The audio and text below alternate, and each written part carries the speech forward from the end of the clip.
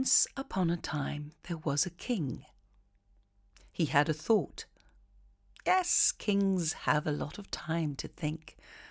And so he thought, if only he knew the right time to begin everything, and if only he knew who were the right people to work with and who not to work with, and above all, what was the most important thing to do, well, then he would quite simply never fail at anything. So he thought, and then he proclaimed to the whole of his kingdom, "If anyone can teach me what the right time for every action is, who the most necessary people to work with are, and what is the most important thing to do, I will give that person a great reward." And so learned men came to the king, but they all answered his questions differently. In reply to the first question, some said that to know the right time for every action, one must draw up in advance a table of days, months, and years, and must live strictly according to it. Only thus could everything be done at its proper time. Others declared that it was impossible to decide beforehand the right time for every action. Without letting oneself be absorbed in idle pastimes, one should always attend to all that was going on and then do what was most needful. Others again said that however attentive the king might be to what was going on, it was impossible for one man to decide correctly the right time for every action. He should, of course, have a council of wise men who would help him to fix the proper time for everything. But then again, others said there were some things which could not wait to be laid before a council, but about which one had to do at once. Decide whether to do or not. But in order to decide that, one must know beforehand what was going to happen. And it is only magicians who know that, and therefore, in order to know the right time for every action, one must consult magicians. Equally various were the answers to the second question. Some said the people the king most needed were his counselors. Others said priests, others doctors, others again said warriors were the most necessary. And to the third question, as to what was the most important occupation, some replied that the most important thing in the world was science.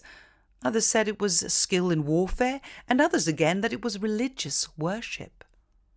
All the answers being different, the king agreed with none of them, and therefore gave the reward to none. But still, wishing to find the right answers to his questions, he decided to consult a hermit, widely renowned for his wisdom.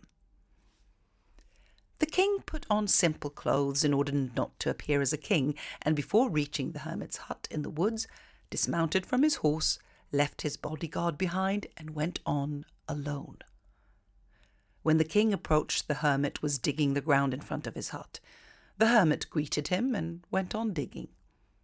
The hermit was frail and weak, and each time he stuck his spade into the ground and turned a little earth, he breathed heavily. The king went up to him and said, "I have come to you, wise hermit, to ask you to answer 3 questions. How can I learn to do the right thing at the right time? Who are the people I most need, and to whom should I therefore pay more attention? And what affairs are the most important and need my immediate attention?" The hermit listened to the king, but answered nothing. He just spat on his hand and started digging again. "You're tired," said the king. "Let me take the spade and work a while for you." "Thanks," said the hermit, and giving the spade to the king, he sat down on the ground. When the king had dug 2 holes in the earth, he stopped and repeated his questions. The hermit still gave no answer, got up, stretched a bit and said, "Now rest a while and let me work a bit." But the king did not give him the spade and continued to dig. 1 hour passed, and another, and the sun began to sink behind the trees, and the king at last stuck the spade into the ground and said, "I came to you, wise man, for an answer to my questions. If you can give me none, tell me so, and I will return home." "Look, here comes someone running," said the hermit. "Let us see who it is." The king turned round and saw a bearded man come running out of the wood. The man held his hands pressed against his stomach, and blood was flowing from under them. When he reached the king, he fell on the ground, moaning feebly. The king and the hermit unfastened the man's clothing. There was a large wound in his stomach. The king washed it as best he could and bandaged it with his handkerchief, but the blood would not stop flowing, and the king again and again removed the bandage soaked with warm blood and washed and re-bandaged the wound. When at last the blood ceased flowing, the man revived and asked for something to drink. The king brought fresh water and gave it to him.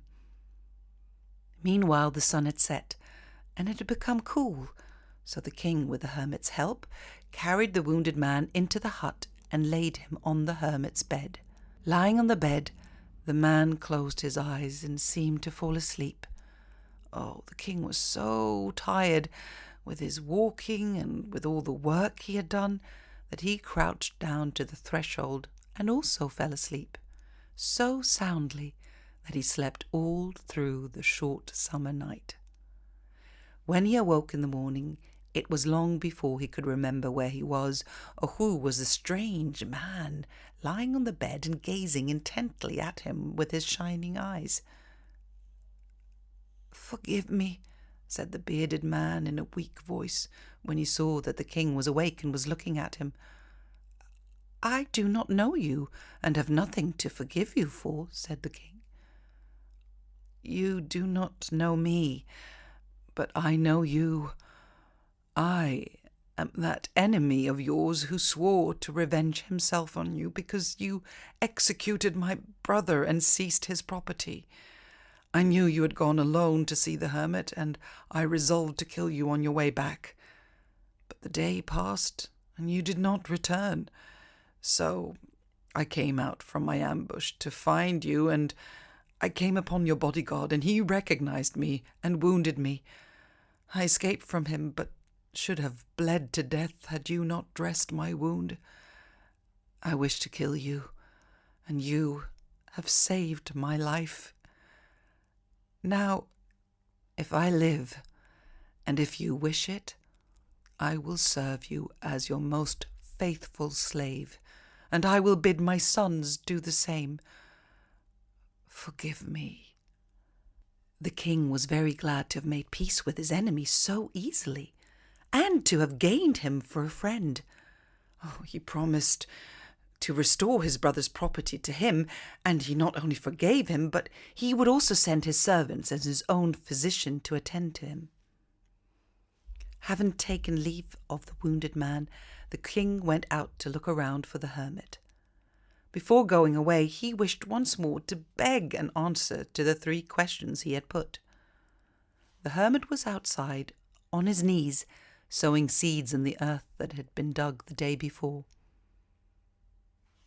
The king approached him and said, "For the last time, I pray you to answer my questions, wise man." "You have already been answered," said the hermit, still crouching on his thin legs and looking up at the king who stood before him. "How? Answered? What do you mean?" asked the king. "Do you not see?" replied the hermit. "If you had not pitied my weakness yesterday, and had not dug the holes in the earth for me, but had gone your way, that man would have attacked you, and you would have suffered the consequences of not having stayed with me. So the most important time was when you were digging the earth, and I was the most important man, and to do me good was your most important business.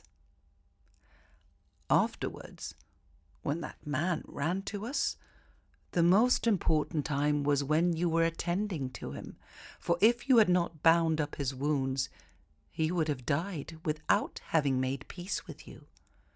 So he was the most important man, and what you did for him was your most important business. Remember then, there is only one time that is important. Now. It is the most important time because it is the only time when we have any power. The most necessary man is he with whom you are. For no man knows whether he will ever have dealings with anyone else. And the most important thing to do is to do him good. For we are here on this earth for one purpose only: to do good.